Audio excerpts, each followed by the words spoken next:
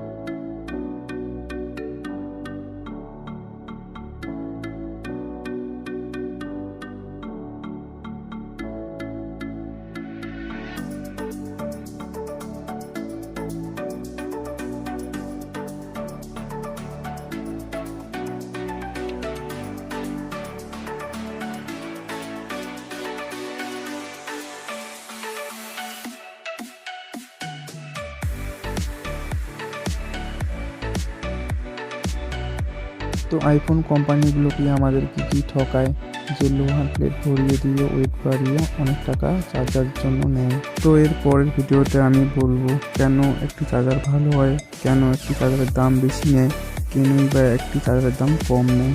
তো আজকে এইটুকুই, সবাইকে ধন্যবাদ ভিডিওটি দেখার জন্য।